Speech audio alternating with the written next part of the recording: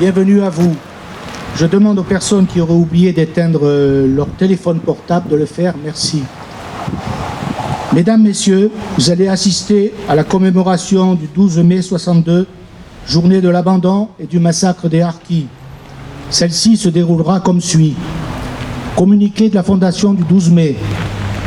Prise de parole du président, prise de parole du secrétaire, lecture des 2 lettres ministérielles, dépôt des gerbes, aux morts, minute de silence suivie de la Marseillaise, remerciements, salut au drapeau et dislocation.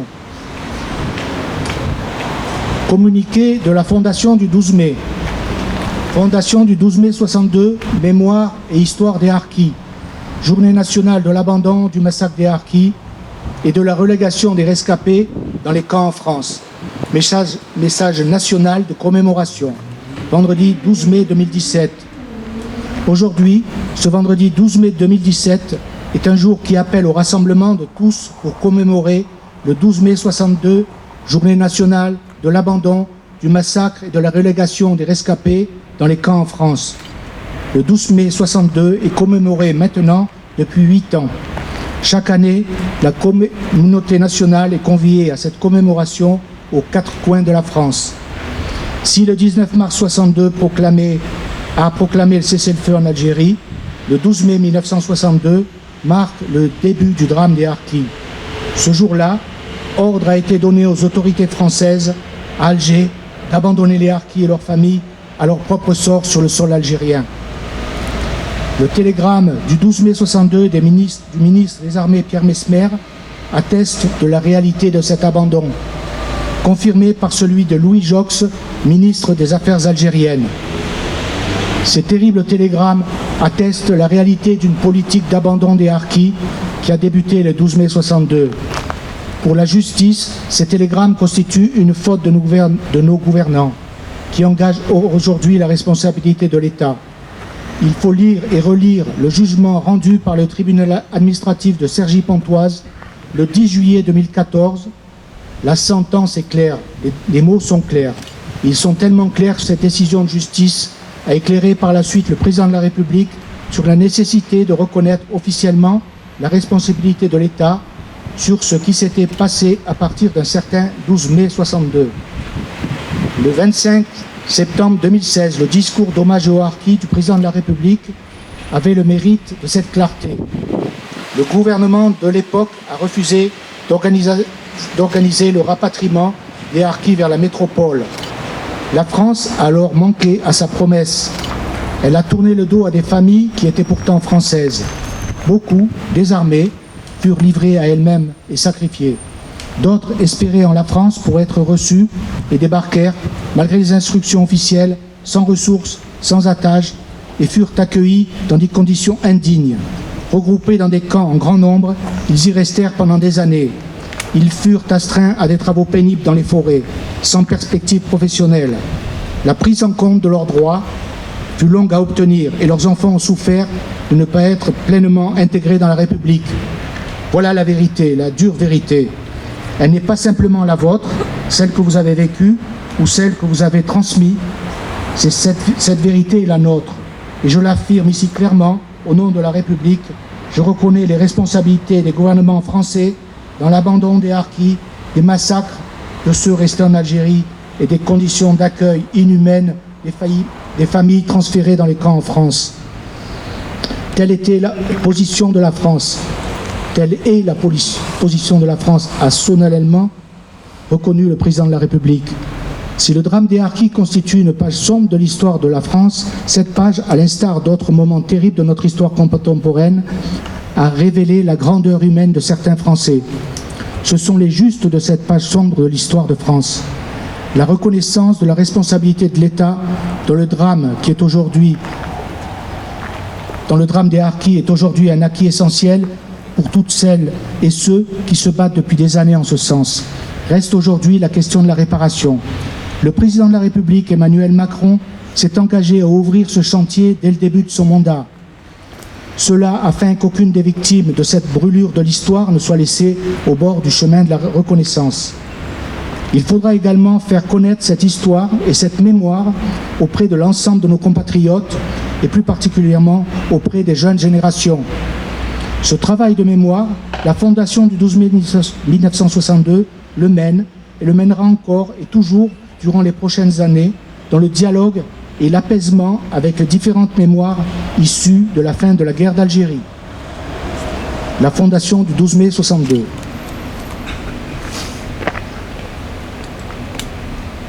Monsieur Hamid Kemash s'adresse à vous au nom de l'association départementale Harkis Dordogne, Veuves et Orphelins et leurs amis.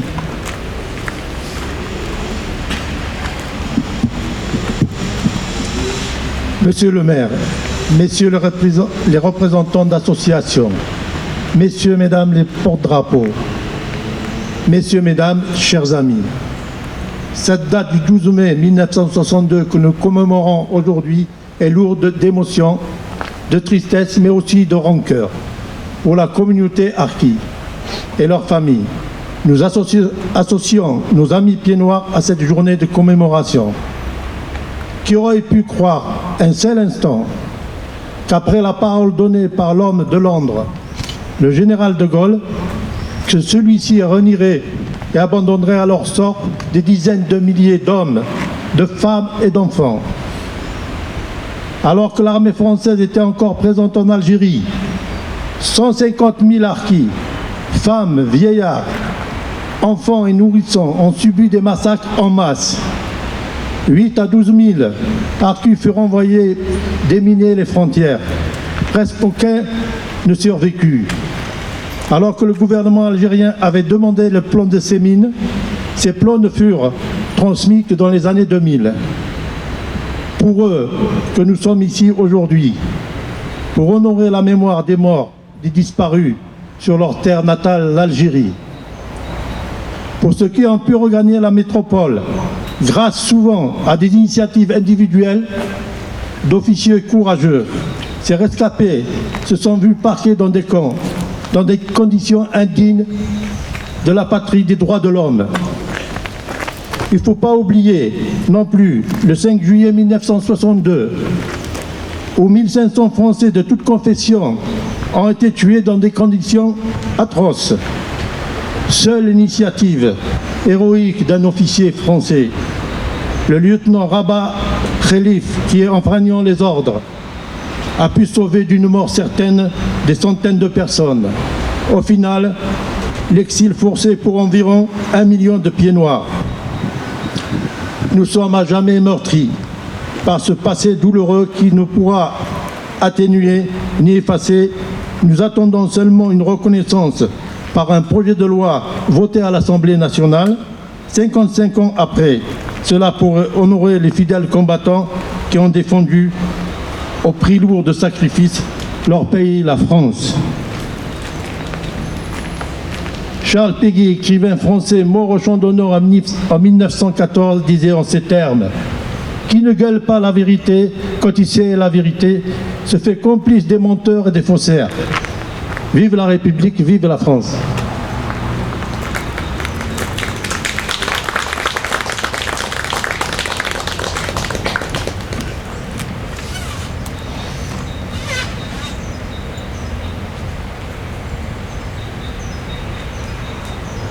Une fois de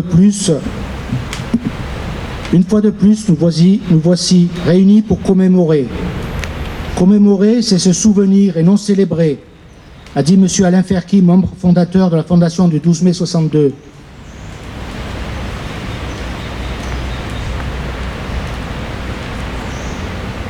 En effet, de nombreuses dates de notre histoire le sont et font référence à des faits heureux comme le 14 juillet, le 11 novembre ou le 8 mai.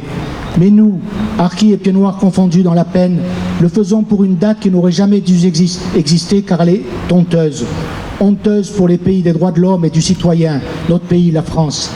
Cette sombre date est celle du 12 mai 62. C'est ce jour que furent édictés les télégrammes des ministres gaullistes Messmer et Jox. Jox était un homme politique, soit, mais Pierre Messmer, lui, était un ancien officier de la Légion étrangère qui avait combattu de Bir Hakeim à la libération de la France au sein de la 13e DBLE. Légionnaire préfère mourir que d'abandonner un soldat à l'ennemi. Eh bien lui, aux ordres, l'a fait sans aucun état d'âme, bafouant son honneur de soldat et reniant son glorieux passé de militaire français. Sans aucun scrupule, ils firent mettre en application leurs directives sur l'abandon à leur sort des harkis, au sens large, et de leurs familles. Ces personnes, rejetées alors qu'elles avaient vaillamment combattu aux côtés de l'armée française durant la guerre d'Algérie, allaient être livrées au couteau des égorgères du FLN, dans des conditions atroces que nous connaissons tous, ou être emprisonnées par milliers sans jugement. Ces télégrammes sont marqués par le sceau de l'infamie. Seuls quelques officiers ou sous-officiers ont contrevenu aux directives d'abandon, ce qui a permis de sauver un nombre important de familles, mais pas assez bien sûr. Ces militaires ont préféré garder leur honneur et la parole donnée à leurs hommes que d'obéir aux ordres indignes d'un général qui n'avait que faire, disait-il, je cite, de ce magma d'auxiliaires qui n'ont jamais servi à rien. Ceux-ci, ces supplétifs, Mourasni, groupe mobile de sécurité, groupe d'autodéfense, harkis, de par leur engagement aux côtés de l'armée française et au plus près des affrontements, ont payé le prix fort.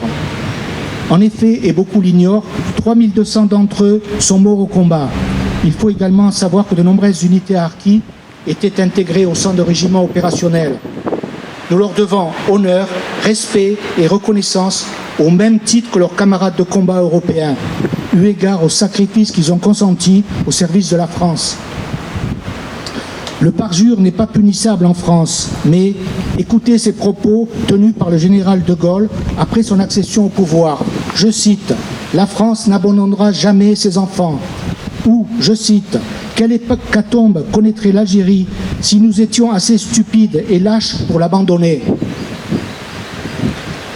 Je terminerai par ce tenu par le maréchal Juin. Je cite la fin d'une réflexion qu'il a tenue sur l'Algérie. Du pillage, de la ruine et du massacre des Français d'Algérie, de leurs familles, de nos frères musulmans, de nos anciens soldats qui avaient une confiance totale en nous et ont été torturés, égorgés dans des conditions abominables, sans que rien n'ait été fait pour les protéger. Cela, je ne le pardonnerai jamais à mes compatriotes. La France est en état de péché mortel, elle connaîtra un jour le châtiment. Maintenant, nous allons procéder aux lectures des lettres ministérielles. Madame Fatia Foudi, vice-présidente de notre association, va vous donner lecture du télégramme de Monsieur Pierre Messmer, ministre des Armées du général de Gaulle.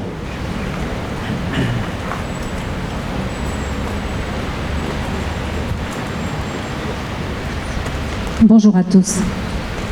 Paris, le 12 mai 1962. Il me revient que plusieurs groupes d'anciens harkis seraient récemment arrivés en métropole. Stop. Renseignements recoupés tendent à prouver que ces arrivées inopinées sont dues à des initiatives individuelles. Certains officiers SAS, stop.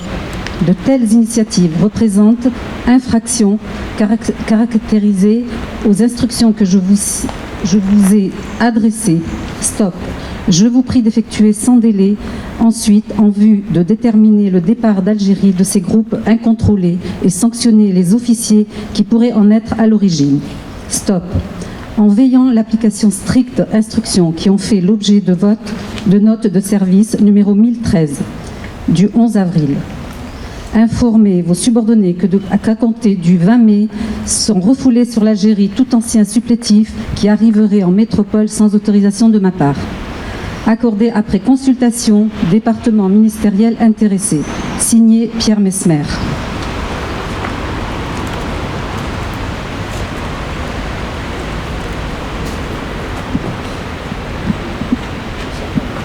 Monsieur Rachid Tadj, fils de harki, va procéder à la lecture de monsieur Pierre Jox, ministre des Affaires algériennes.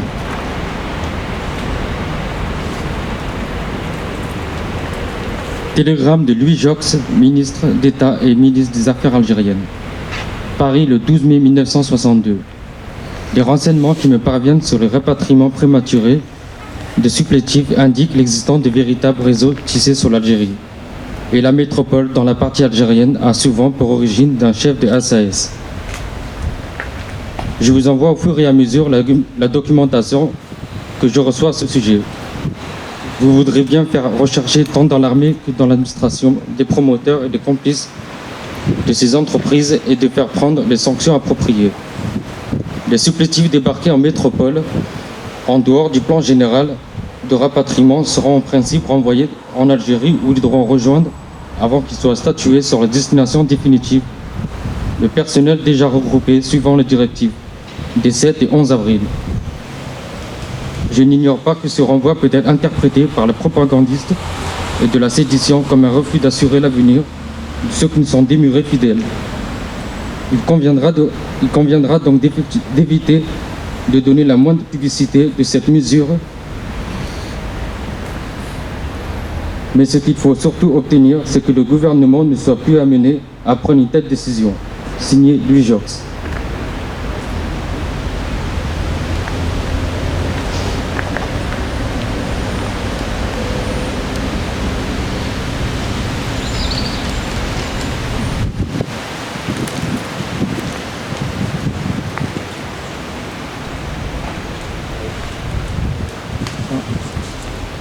Nous allons maintenant procéder au dépôt des gerbes. La première gerbe sera déposée par M.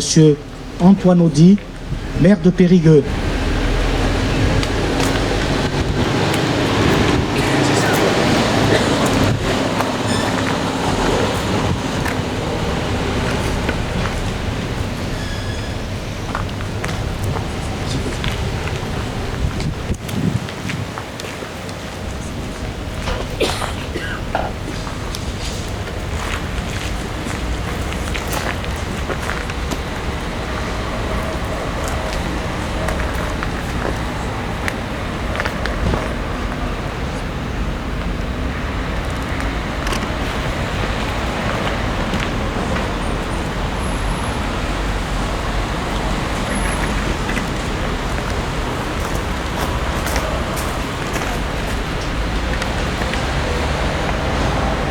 La deuxième gerbe sera déposée par M. Hamid Temache,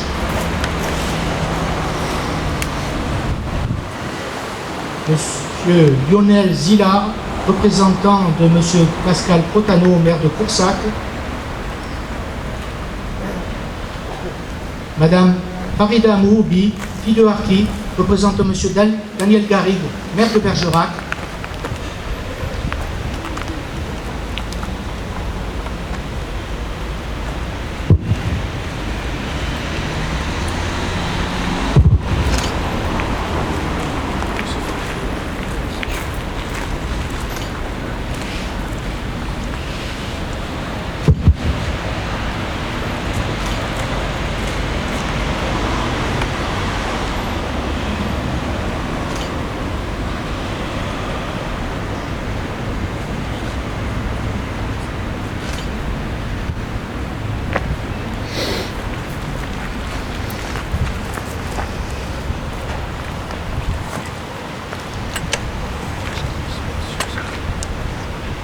Monsieur Michel Testu, vice-président de la Ligue internationale contre le racisme et l'antisémitisme, section Périgueux-Dordogne,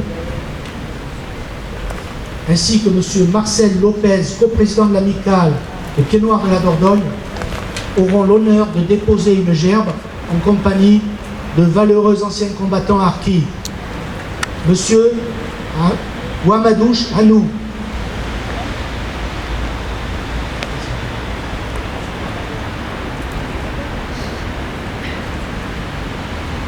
Monsieur Ahmed Midoun,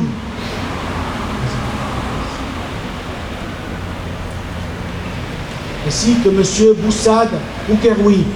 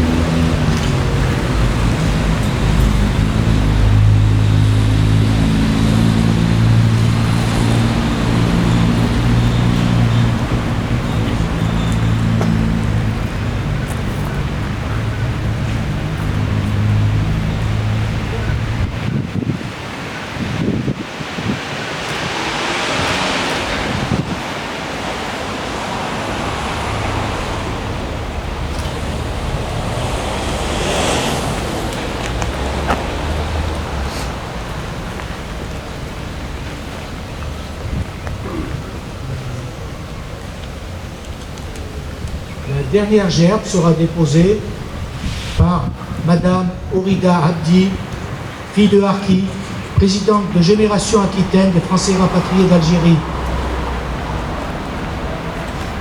Madame Fatima Amroun, fille de Harki, secrétaire de Génération Aquitaine des Français rapatriés d'Algérie. Madame Tounès Selmi, fille de Harki, pupille de la Nation.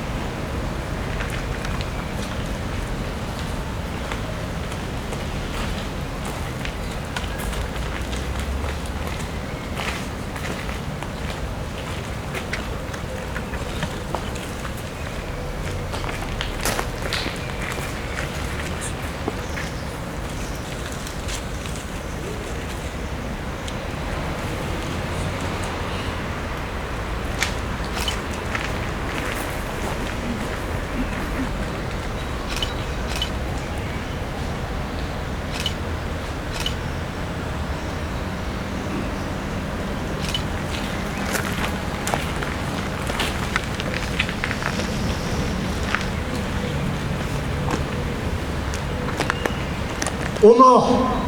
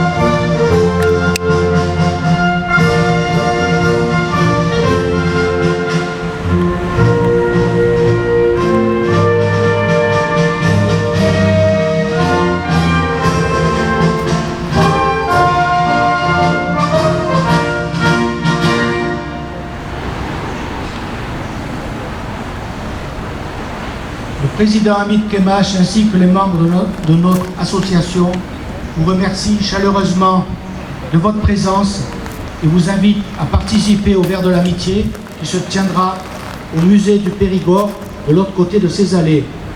Vous êtes invités à aller saluer les porte-drapeaux. Merci.